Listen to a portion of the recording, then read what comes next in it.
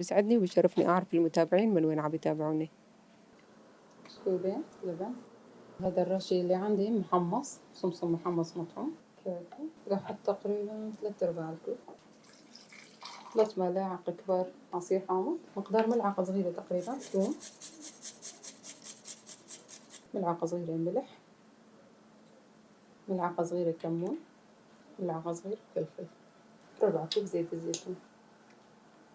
نخلط هذول المكونات مع بعضها لحتى يتجانسوا. من بعدها راح نضيف مية السلق ونشوف. لازم قبل ما نضيف مية السلق ضروري جدا يعني الخليط يكون هيك ناعم معنا، ما فيه أي تكتلات. هنضيف ونخلط.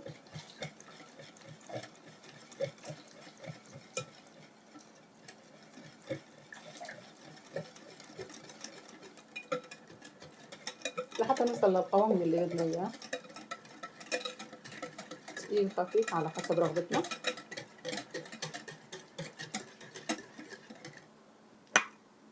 منيح بهذا الشكل، وسط لا تقيل ولا خفيف. فضلا ادعموا الفيديو بلايك وتعليق، وإذا ما كنتم مشتركين في القناة اشتركوا وفعلوا زر الجرس لحتى يوصلكم كل شي جديد.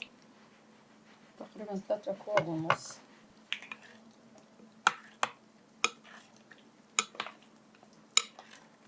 الحمص سخن هون مضيري.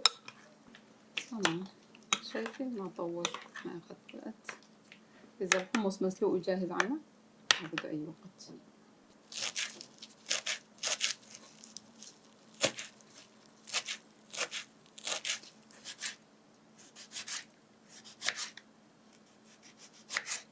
عنا الصحن خضرة، الخبز جاهز.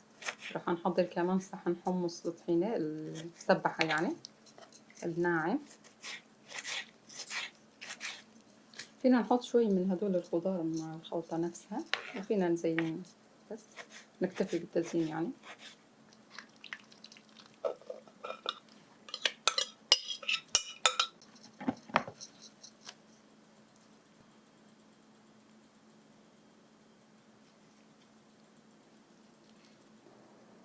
بشكر كل حدا بقي معنا ليقرأ الفيديو وحط لايك وتعليق. زيت زيتون. إذا حبيتوا تجربوا الوصفة راح تلاقوا كل المكونات تحت الفيديو بصندوق الوصف. كمية منيحة. خبروني انتو كمان بتعملوها بهاي الطريقة ولا طريقة تكون مختلفة؟ طبعا أكيد في لها كتير طرق، بس نحن العيلة هيك بتحبه بهاي الطريقة. وبهذا الشكل خلصت وصفتنا، بتمنى نالت إعجابكم وانتظروني بوصفة جديدة. مع السلامة، في أمان الله.